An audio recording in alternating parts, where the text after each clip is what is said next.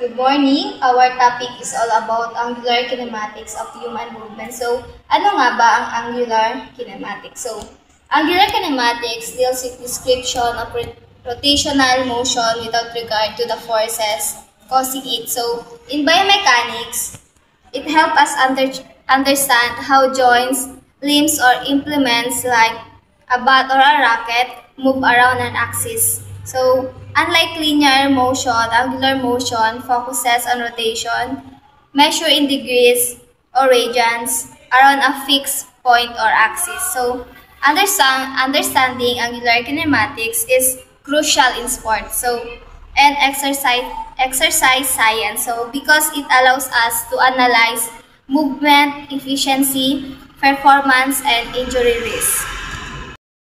Angular position and displacement.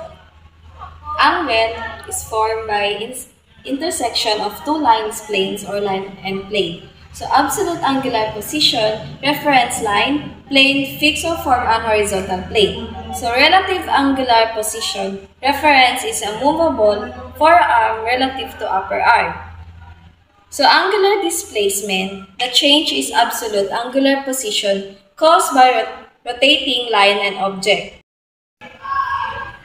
Point your right thumb along the axis of rotation in the positive direction, the direction at which your finger curve to positive angular direction. So for example, her aperture raise her arm from the 5 degree to 170 in the frontal plane. So dito, makikita nyo from baba, 5 degree siya, so tataas siya to 170 degree. So, which means her arm is rotated 165. So, makikurious kayo kung paano nakuha yung 165.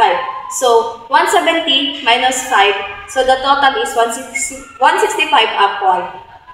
Is the angular and linear displacement. So, the angular is the measure in angles, and the linear displacement is the distance traveled by a point on a rotating body. So, different points on a rotating limb travels different distances, even though they rotate through the same angle. So, points farther from the axis travel greater distances.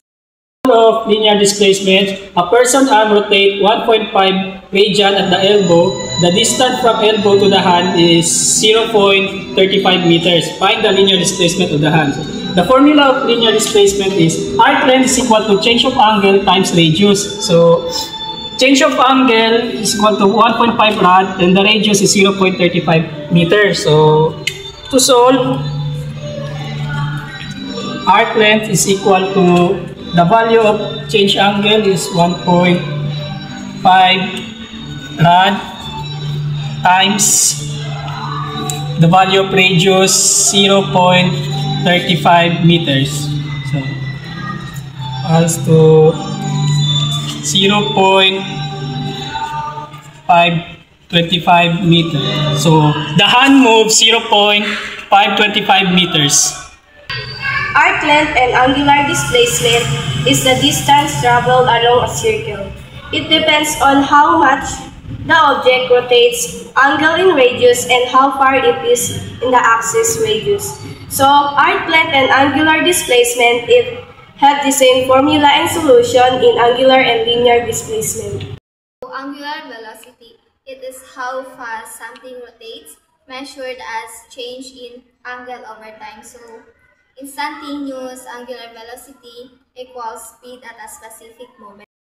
Example of angular velocity, a ceiling fan makes a quarter turn of change of angle is equal to pi over 2 rad in 0.25 seconds. What is the angular velocity? So the formula of angular velocity is equal to change of angle over change of time. So the given of change of angle is pi over 2 and the given of change of time is equal to 0.25 seconds. So the formula is, so to solve, angular velocity is equal to the value of change of angle over 2 over 0.25 seconds. So next, find the value of pi. So the value of pi is 3.14 divided by 2 over 0.25 seconds. So, first solve the numerator. So, 3.14 divided by 2 is equal to 1.57 over 0.25. So, next is 0.28 rad per second. So, the angular velocity is 6.28 rad per second. Linear and angular velocity relationship. So, linear velocity is straight line speed is linked to angular velocity. So, point farther from the axis, move faster in angular velocity is the same.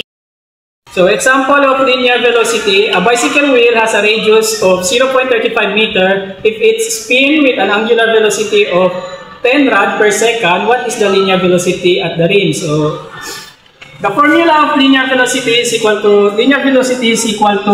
angular velocity times the radius. So, the given angular velocity is equal to 10 rad per second and the radius is equal to 0.35 meter. So, to solve, linear velocity is equal to the value angular velocity 10 rad times the radius 0.35, so equal to 3.5 meter per second. So the linear velocity is 3.5 meter per second.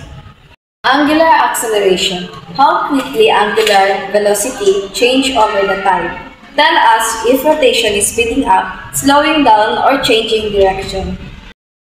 Example of angular acceleration. A drill bit increases its angular velocity from 10 rad per second to 50 rad per second in 2 seconds. What is the angular acceleration? So the formula of angular acceleration is equal to final angular velocity minus initial angular velocity over change of time. So the given final angular velocity is equal to 50 rad per second and the initial angular velocity is equal to 10 rad per second and the change of time is 2 seconds. So, to solve this, so substitute. Ang final angular velocity minus the initial angular velocity over change of time. So, dito na lang. 40 over 20 rad per second. So, the angular acceleration is 20 rad per second squared. Tangential acceleration. So, linear acceleration tangent to the circular path directly depends on angular acceleration and radius. Example of tangential acceleration. A point on a rotating wheel is 0.4 meter from the axis. If the wheel has an angular acceleration of 8 rad per second squared, what is the tangential acceleration of the point? So the formula is tangential acceleration is equal to acceleration times radius. So that the angular acceleration is 8 rad per second squared and the radius is 0.4 meter. So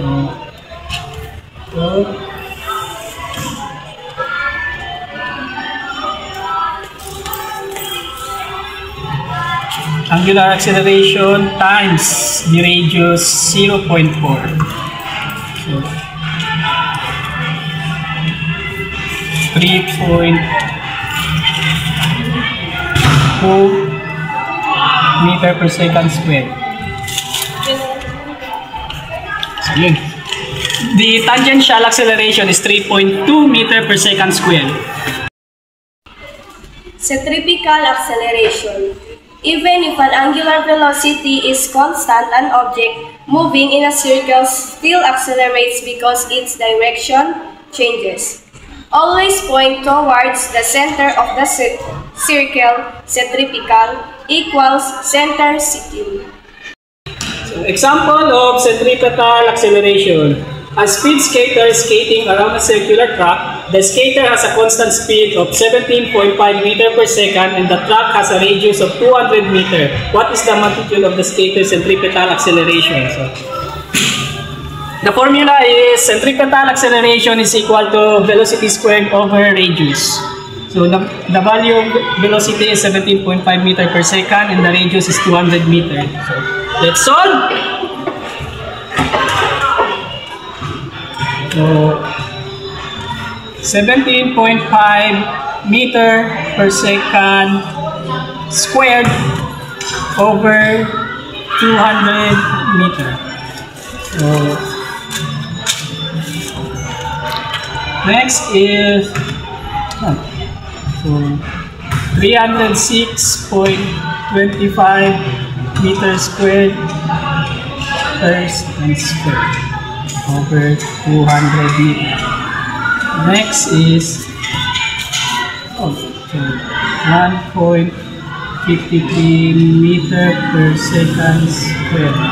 So the centripetal acceleration is 1.53 meter per second.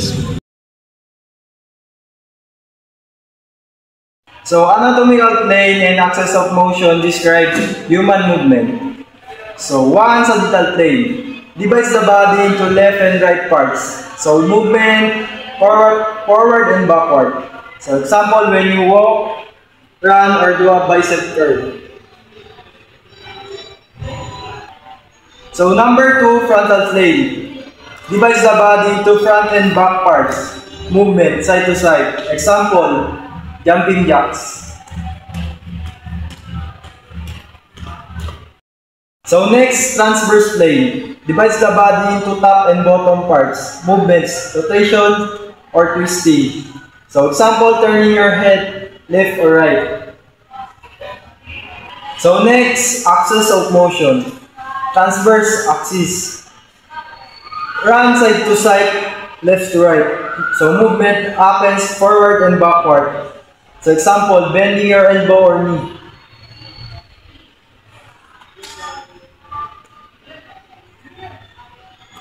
So next, antero-posterior or AP axis. Runs front to back. Movement happens side to side. So example, raising your arm out to the side.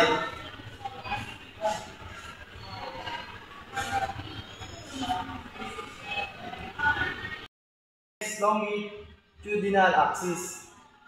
Runs up and down through the body. Movement happens in the transverse plane. Example, spinning your body during a twirl or gold swing.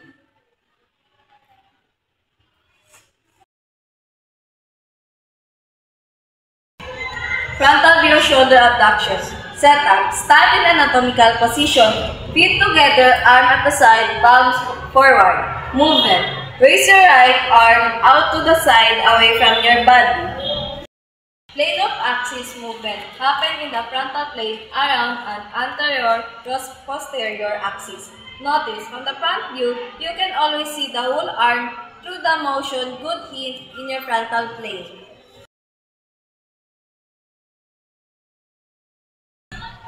Top view, transverse. From above, you'd first mostly see the shoulder hand, then more of the arm as it rises against the best view.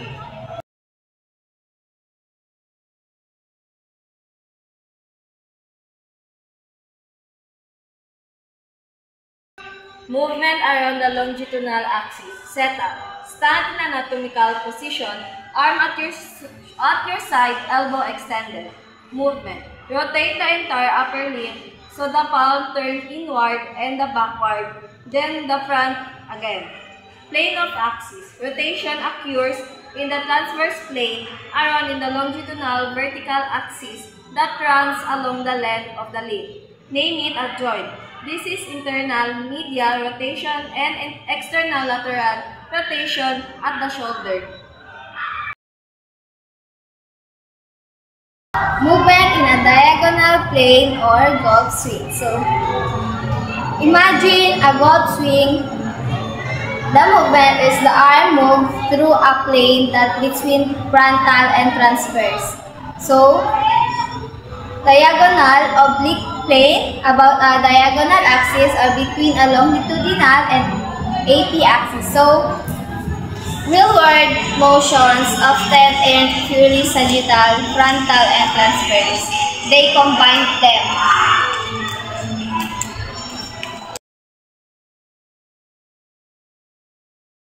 Sagittal plane joint action around transverse axis. Wrist. Movement flexion, palm bends towards extension, backward of movement, backward. Plane axis sagittal. Transverse axis through the wrist. Elbow. Movement flexion, bend elbow. Extension, straightening. Plane axis, sagittal, transverse axis through the elbow. Shoulder, sagittal. Movement, flexion, arm forward and up. Extension, arm back to side. Hypertension, arm moves behind the body. Plane axis, sagittal, transverse axis, and the shoulder. Hip, movement, flexion, tight forward, extension, backward to neutral. Hyperextension, leg behind body. Plane axis, sagittal, transverse axis, and the hip. Knee, movement, flexion, heel toward back, extension, straighten and knee. Plane axis, sagittal, transverse axis at the knee. Trunk, spine. Movement, flexion, bend forward, extension, return. Hypertension, lean back. Plane axis, sagittal, transverse axis, root width through hips. Ankle. Movement, dorsiflexion, toes up. Plantar flexion, toes down. Plane axis, sagittal, transverse axis through the ankle.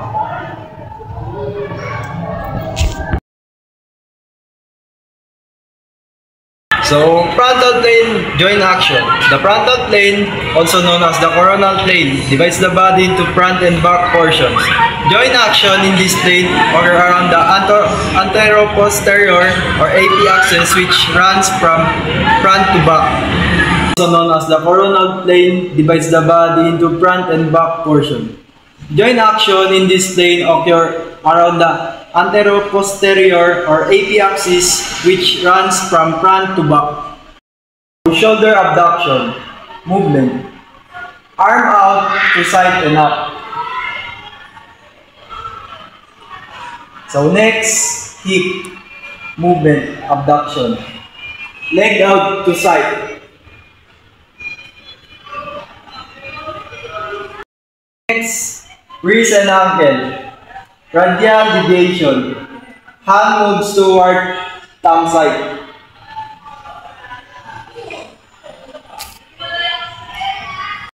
Next, trunk, lateral flexion. Side bend to the right and left in the mirror image.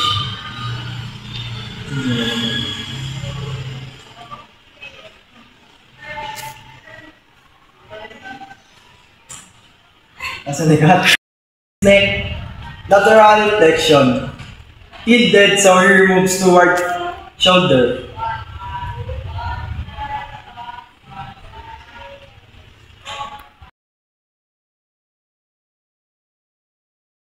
Transverse plane joint action around the longitudinal axis. Hip rotation. Movement, internal rotation. Kneecap turns inward, external around outward. Plane axis, transverse longitudinal axis through femur. Stop. Shoulder rotation. Internal, external rotation with the arm at the side. Plane of axis, transverse longitudinal axis through humerus.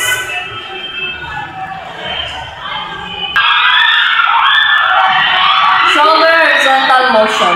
Arm raised to 90-degree shoulder level with the elbow extended. Horizontal abductions, arm move away from mid-leg. Horizontal abduction across the body. plane of axis, transverse longitudinal axis at shoulder. Forearm. Movement, pronation, spam, turn down, back, supination, spam up, forward. Plane of axis, transverse longitudinal axis to forearm. Yan na. Neck rotation, movement. Rotation right, rotation left, plane of neck rotation, movement. Rotation right, rotation left, plane of axis, transverse longitudinal axis through the neck. Trunk rotation. Rotation right, rotation trunk rotation. Rotation right, rotation left of the torso. Plane of axis, transverse longitudinal axis to the trunk.